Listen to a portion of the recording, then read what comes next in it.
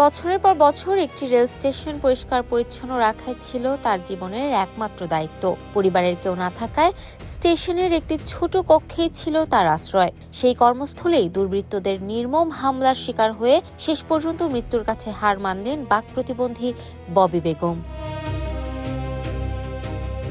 বুধবার দিবাগত রাত 1:15টার দিকে উন্নত চিকিৎসার জন্য নরসিংদী সদর হাসপাতালে নেয়ার পথে অ্যাম্বুলেন্সেই মারা যান তিনি। জানা গেছে, প্রায় 25 বছর ধরে নরসিংদীর রায়পুরার মেথিকান্দা রেল স্টেশনে পরিচ্ছন্নতা কর্মী হিসেবে দায়িত্ব পালন করছিলেন ববি বেগম। পরিবার পরিজন না থাকায় স্টেশনের একটি ছোট কক্ষেই তিনি একা বসবাস করতেন। গত 4 জুলাই গভীর রাতে কয়েকজন দুর্বৃত্ত তার কক্ষে ঢুকে নির্মমভাবে মারধর করেন তাকে।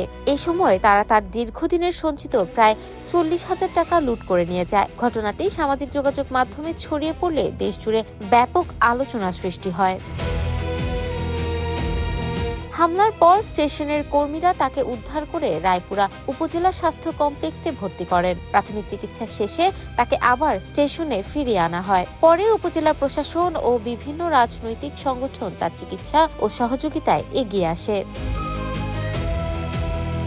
তবে বুধবার রাতে হঠাৎ তার শারীরিক অবস্থার অবনতি হলে আবারও তাকে রায়পুরা উপজেলা স্বাস্থ্য কমপ্লেক্সে নেওয়া হয়। সেখান থেকে উন্নত চিকিৎসার জন্য নরসিংদী সদর হাসপাতালে পাঠানো হলে পথেই তার মৃত্যু হয়। এ বিষয়ে ইউএনও মোহাম্মদ মাসুদ রানা জানান, মরদেহের ময়নাতদন্ত শেষে রায়পুরাতেই তাকে দাফন করা হয়েছে। তিনি আরও জানান, ঘটনার পর প্রশাসনের উদ্যোগে 5 জুলাই থানায় মামলা করা হয়েছে। তবে এখন পর্যন্ত এই ঘটনায় কাউকে গ্রেপ্তার করা সম্ভব হয়নি।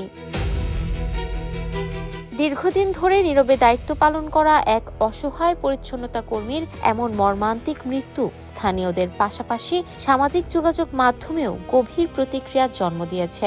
হামলাকারীদের দ্রুত গ্রেপ্তার এবং দৃষ্টান্তমূলক শাস্তির দাবি জানিয়েছেন স্থানীয় বাসিন্দারা। ইফফাত আর আইরিন, ক্যাম্পাস টাইমস।